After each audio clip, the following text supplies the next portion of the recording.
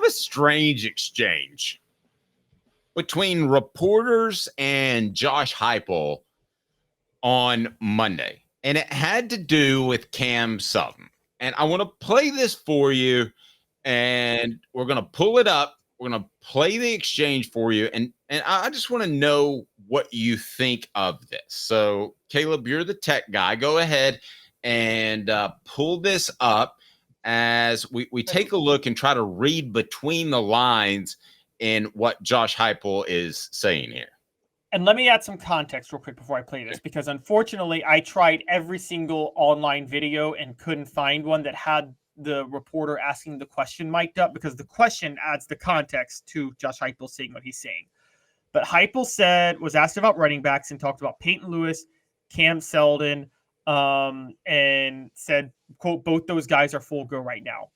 A reporter then asked, so Cam is cleared? Is that what we're hearing? And then this is how the exchange ends up. You ready? Yes. Yeah, he's been practicing with us. Okay, that's the first part. The next part, and I'm just going to say, I have to tell you guys this because you can't hear it. Heupel said he's been practicing with us. The reporter follows up with the question, for contact? Question mark. So saying, has Cam been cleared for contact? This is Heupel's response. The direct questions come from Adam, not from you. Adam, would you ask that question, please? Yeah. Yes, sir. Thank you. We will see you Thursday. Have a great day, everybody. All right. So wrap that up, because it was kind of hard to hear, but I've heard it. So give me that paraphrase synopsis. So Heupel was asked again. So again, he said Cam's been practicing with us. The reporter goes, for contact? Question mark. Heupel goes, the direct question comes from Adam, not you. This is a reference to Adam Sparks of Knox News, and I think he was kind of making a joke. Sure. And then the reporter was like, Adam, will you ask that question, please? And Heupel goes, yes, sir. And then wraps up the press conference in a weird walk away. So we don't get the answer, was it for contact? Which means it wasn't for contact. Okay. Cam Seldon is not practicing with contact. Well, and I can tell you for a fact that he's not. So, and he hasn't been. And we talk about vision from time to time. I can tell you that there are people in Tennessee's program that don't know his vision because he hasn't practiced that much. So while we can question a play or two that we see in a game, it's as much of an X factor as maybe Dylan Sampson's pass blocking. But this tells me that Seldon, who we've said the whole time, this confirms to me he's not going to be ready until midseason, which we have said the whole time. He suffered that shoulder injury in spring practice. So is this disconcerting that he's not going to be out there and ready to go till, I would say, probably October? I think it's possible he's not going to be ready to go fully all year, because let's be honest, we saw this with Jalen Wright 2 years ago. If you have a slow start to the season and then the offense is already in rhythm with another running back, it's really hard to work you back into the rotation. And let's also call it what it is. Cam Seldon ain't as good as Jalen Wright. You guys can debate me on that all day. I can verifiably say right now, I will go out on a limb and say Cam Seldon will never come close to Jalen Wright talent-wise. Well, but we've just said that we think Jalen Wright's one of the most underrated tailbacks Tennessee's, or underrated tailbacks players that Tennessee's had recently. I don't think he'll ever be as good as Jalen Wright. They have a similar size speed ratio, not necessarily vision. I don't think he has quite the hips Jalen Wright had, but Jalen Wright did turn himself into a very good tailback. So with Cam Seldon, you have to turn, I guess, your attention to Deshaun Bishop. And we've discussed this before, but Deshaun Bishop, whether you like it or not, might be your second string tailback for the foreseeable future. And by that, I mean the first month of the season. Is that good or bad?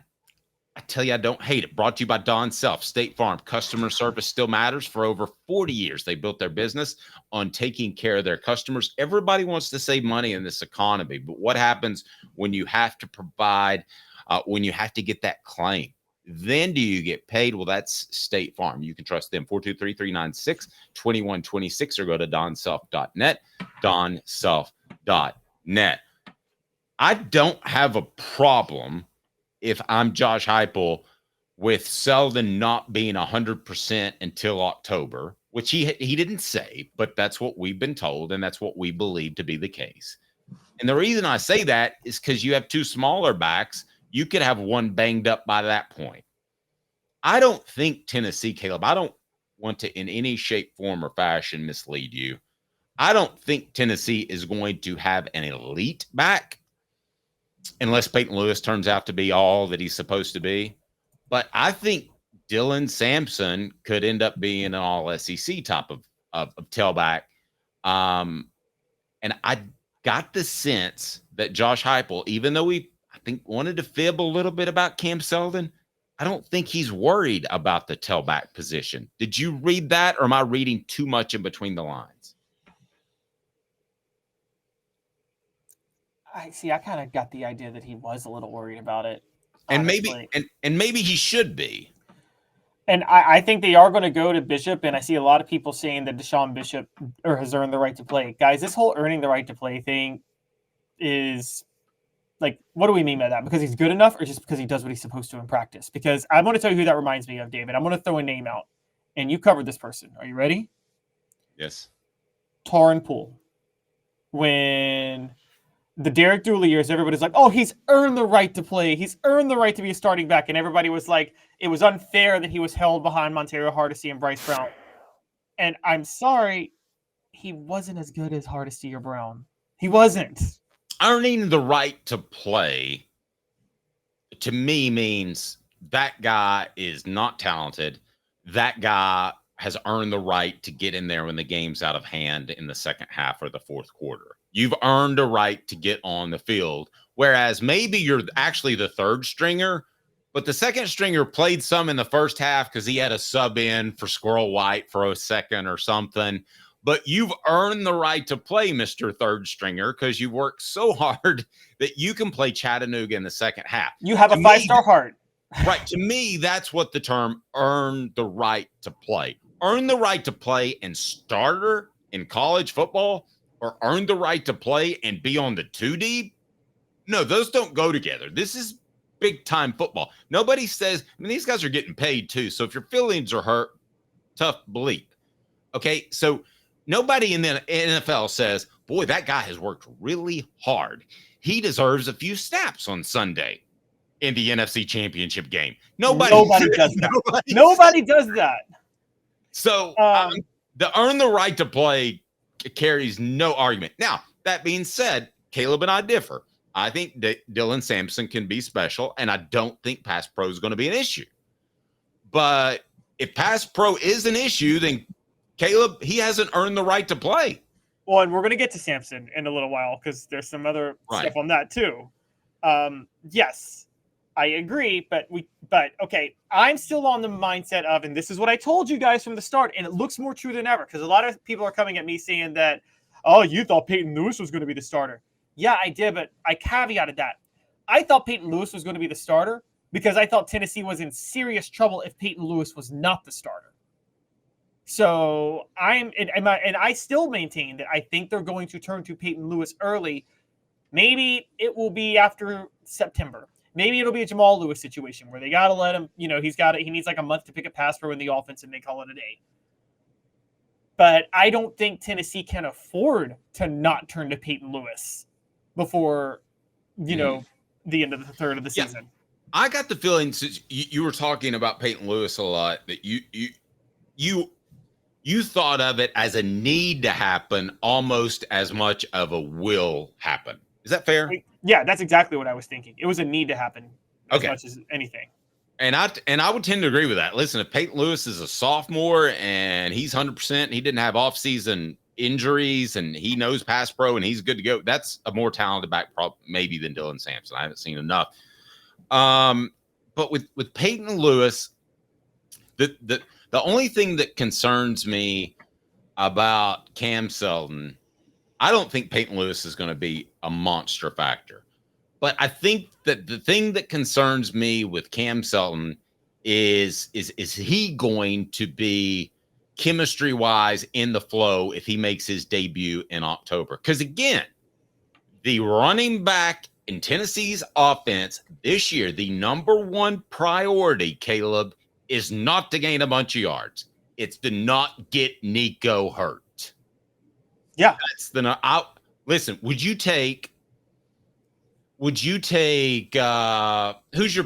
the best back ever at Tennessee?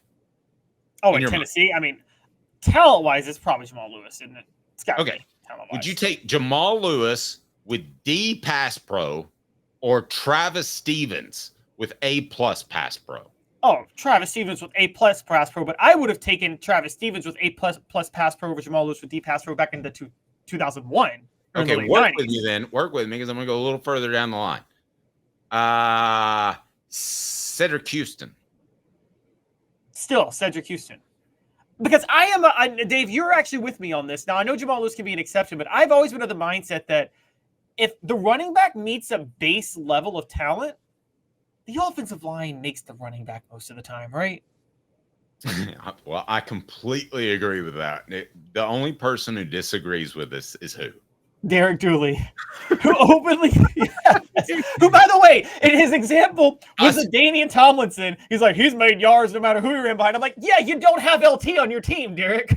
That was the hardest time in my life, probably in a press conference type setting. I still remember, and not saying, you suck.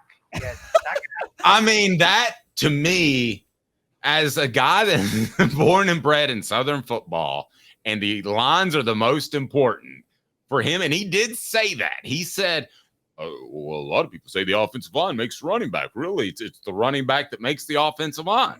I will never forget your numbers in 1 and 5. Caleb, by the way, proof of that, Jamal Lewis, who we just brought up, who was a generational talent at tailback, right? Incredible talent. Rushes for 2,000 yards in Baltimore when they had a good line. Goes to Cleveland. Dave, what did he do in Cleveland? Absolutely nothing, because Cleveland opened the checkbook for him. That doesn't mean Jamal Lewis wasn't talented. It means that you're still nothing without a line most of the time as a running back. Yes. Absolutely right. And by the way, to your question, yes, with this running back group, yes, I just wanted to throw this one in. Yes, it's pick up pass pro. You don't have to gain a lot of yards though, but you have to be able to gain 4 to 5 yards when you pick up when you take the handoff, and that could be a problem for Seldon if you have no vision. Like, you have to be able to hit that first hole in this system. Fair enough. Our Tuesdays are brought to you by Joe Newbert Collision Center. And is it okay to fib a little bit with the media? Because Josh Heupel did that last year with Cooper May. So I want to ask you that. And also Dylan Sampson's pass protection. Got some insight on that, predicting the Vols 2024 schedule. 15 seconds brought to you by Newbert Collision Center.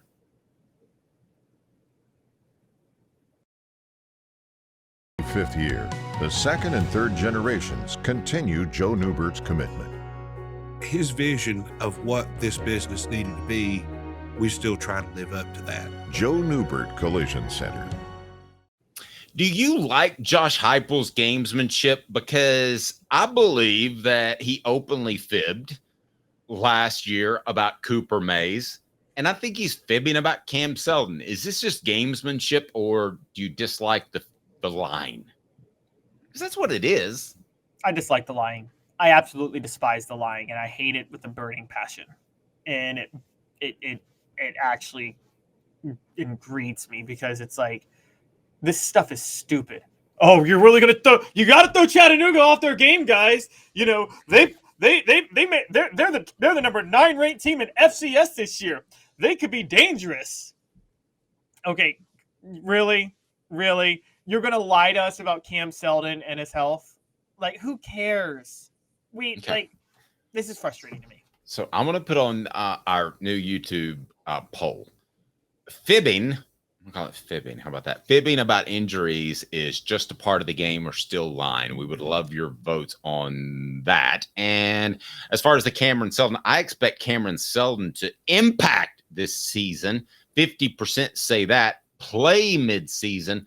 36% say that. Sit this year. 13%. So bringing it all back to Cam Seldon, I give you those three choices. Where would you go? So if Cam Seldon and who else say all that again? I expect Cameron Seldon to impact, all caps, this season, play this season, sit this year. Sit. I'm all in on sit this year. So it's yeah. I think he plays. I think he plays, and I think he ends up having a decent November. I think he has a couple of flash runs too in garbage time where you're going to be like, oh, I'm excited about that guy because he did it in spring camp against a better defense than he'll play at times during the season.